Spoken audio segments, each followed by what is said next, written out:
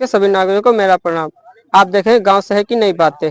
लगातार कई दिनों से इन किसानों का धरना चलता चला आ रहा है। अभी तक शासन कोई बात नहीं सुनवाई की है। अभी भारतीय किसान मजदूर यूनियन दशहरी संगठन यहाँ पर आके बैठा हुआ है। आइए बात करते हैं। क्या बता रहे दादा? दादा, ये पंचायत किस लिए बैठा ली गई है? पंचायत किसानों को न्याय दिलाने के लिए करी जा रही है और यह अनिश्चितकालीन धरना पिछले 2 महीने से चल रहा है और अनिश्चितकालीन तब तक चलता रहेगा जब तक ये बैरिकेटिंग नहीं हटेगी और किसानों को न्याय नहीं मिलेगा। अडानी ग्रुप को अगर जमीन चाहिए तो 2013 के नए एक्ट के आधार पर भूमि अधिग्रहण जो नया 2013 में आया उसके हिसाब से 4 गुना मुआवजा इन किसानों को दे दे, इनके एक बच्चे को नौकरी दे दे, 2000 विकसित प्लाट दे दे और इनको जो है 5100 रुपए पर महीने की पेंशन दे दे।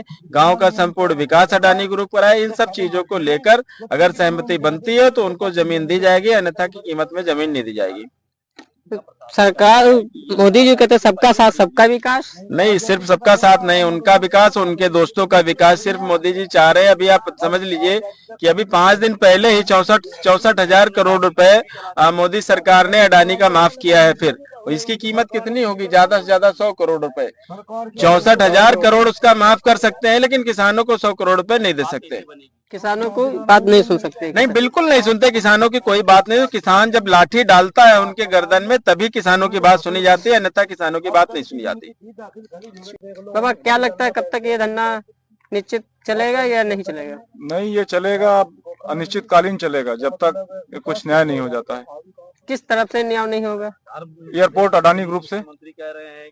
अडानी ग्रुप हमें न्याय दे दे, हम लोग हट जाएंगे यहाँ से, हमारा हिसाब कर दे। अडानी क्यों देगा? वो तो सरकार का है ना। वो तो नहीं, अब सरकार का है तो अब हम लोग बताएंगे कि किसका है। मनीष भैया का भी साथ मिल गया, पता चल जाएगा। अडानी और अंबानी सबको पता चल जाएगा कि ये किसका है और किसका नहीं है। मनीष भैया के माध्यम से हम सरकार तक अपनी बातों को पहुँचाने का प्रयास कर रहे हैं। सरकार कहते सबका साथ सबका विकास। नहीं नहीं नहीं, वो जो भैया ने कहा वो सही कहा है। भैया की बात को हम लोग फॉलो कर रहे हैं। भैया के साथ हम लोग चलेंगे और जैसा वो हमको बताएंगे हम उनके रास्ते पर चलते रहेंगे। तो क्या रामराज में आप लोग खुश नहीं? नहीं, राम राज कहाँ है? तो राक्षस राज चल रहा है यहाँ। कहाँ है? तो जमीनें कब्जा हो रही है यहाँ। कौन सा राम राज चल रहा है? ये राम राज में ऐसे काम थोड़ी होते थे। क्या लगता है रामराज के तरीके जैसे राम को वनवास भेजा गया था, क्या आप लोग को भी वनवास भेज दिया? नहीं, तो हम वनवास जाने के लिए तैयार हैं, लेकिन अपनी जमीन नहीं छोड़ेंगे। हम जमीन अपनी लेकर ही रहेंगे। जमीन लिए बिना हम वनवास नहीं, कहीं नहीं जाएंगे। इसी धरती पर मरेंगे और जिएंगे। करोड़ रुपए बीघे में वहां पर सरकारी रेट खोला था कि 68 लाख रुपए बीघे में किसानों से लेकर के उसमें नाली रोड खड़ंजा बना करके उसको 13 करोड़ रुपए बीघे ये लोग बड़े बड़े प्रॉपर्टी डीलरों को बेचने का काम करते। अब आप लोग सोचिए कि किसानों के साथ किस तरीके की लोट घसोट बचाने का काम वहां का एलडीए प्रशासन और सरकारी लोग करने का काम कर रहे थे। दूसरी चीज, अभी तक यहाँ के किसानों को अगर मुआवजा नहीं दिया गया है तो यहाँ जो भी सम्मानित लोग हो, आज के शाम से बन में ये ज्ञापन आपके गांव का है जो भैया ने तैयार किया है। इसमें जो प्रमुख बिंदु हैं उनको आप सभी लोग शांति पूर्वक सुन लीजिए और जिस किसी को भी ये लगे कि इसमें कुछ घटाना या बढ़ाना है, एक व्यक्ति खड़े होकर के अपनी राय दे दीजिए। इसको सुन लीजिए। इसमें सारी चीजें आपके हित की लिखी हुई हैं।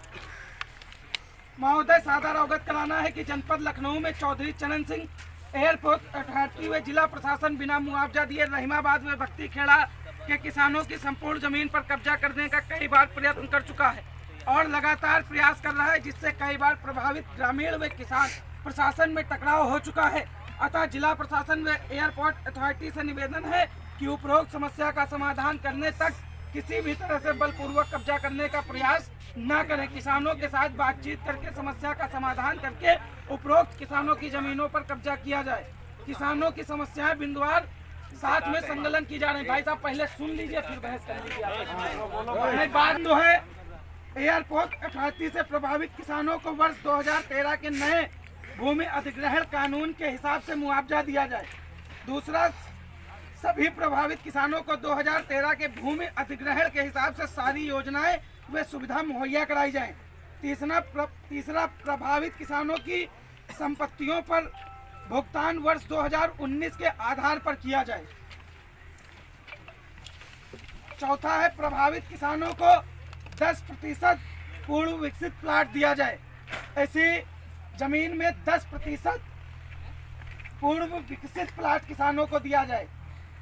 5वां है प्रभावित किसानों को पारिवारिक पेंशन के रूप में कम से कम 5100 रुपए महीना दिया जाए। 6ठा है एयरपोर्ट विकसित योजना से प्रभावित किसानों को संपूर्ण विकास एयरपोर्ट अथॉरिटी। कभी किसी बात से डरता नहीं है, क्योंकि हम लोग हमेशा ही लड़ाई सच्चाई और ईमानदारी की लड़ते हैं। क्योंकि आप लोगों की जो भूमि की बात चल रही है, गवर्नमेंट चल रही है, माननीय योगी आदित्यनाथ जी हैं। अभी हमारे एक भाई कह रहे थे, लोग कहते हैं रोटी, कपड़ा और मकान, 3 चीजों की जरूरत होती है और 3 चीजें अगर हमें मिल जाए तो हम शायद खुशहाल हो जाए। तो आज के टाइम पे मैं कहूंगी, रोटी तो किसान से सरकार छीन रही है उसकी भूमि लेकर, और मकान उसका आपने देखा है, आप ही के लखनऊ में अकबर नगर जैसे शहर में पूरे के पूरे मकानों पे बुलडोजर चला दिया गया और उनको घर बेघर कर दिया गया। उनके इतने बड़े आवासों को तोड़ दिया गया, प्रशासन आगे करके, पुलिस लाठी बल सब कुछ करके उनके घरों को तोड़ा गया। और उसके बाद जब उनको दिया गया है तो 2 कमरे का मकान दिया गया, उसमें भी आधे लोगों को दिया गया, आधे लोगों को नहीं दिया गया है। उसकी भी कीमत अदा की है उन किसानों ने, मजदूरों ने। तो ये 2 चीजें तो हो गई। और जो कहते हैं कि हमारे तन पे रोटी, कपड़ा और मकान, तो कपड़ा बचा तो कपड़ा हम तब क्या करेंगे पहन के, जब हमारे पास मकान नहीं बचेगा और खाने के लिए भोजन नहीं बचेगा। तो तन पे कपड़ा तो तब पहनेंगे जब हम जीवित रहेंगे। जब हम जीवित ही नहीं रहेंगे तो तन पे कपड़ा पहनने की वो नौबत ही नहीं आएगी। तो इस तरह से हमें तो पूरी तरह से सरकार मानने पे, पूरा नंगा करने पे तैयार हो गई है कि मकान भी छीन लो, रोटी भी छीन लो, उसके बाद इनको कपड़ा देने की आवश्यकता नहीं पड़ेगी, चाहे जो कुछ हो जाए। ये स्थिति चल रही है इस टाइम पे। अब जिस तरह की आपकी भूमि का जो अधिग्रहण हो रहा है वो एनडीए प्रशासन नहीं कर रहा है, लेकिन अडानी ग्रुप कर रहा है। और अडानी ग्रुप जो है वही है कि सरकार के 2 पक्ष हैं। एक तो सरकार दिखती है हमारी माननीय योगी आदित्यनाथ जी है, उनका दूसरा चेहरा मोदी जी के जो दोस्त है, कहते हैं अडानी ग्रुप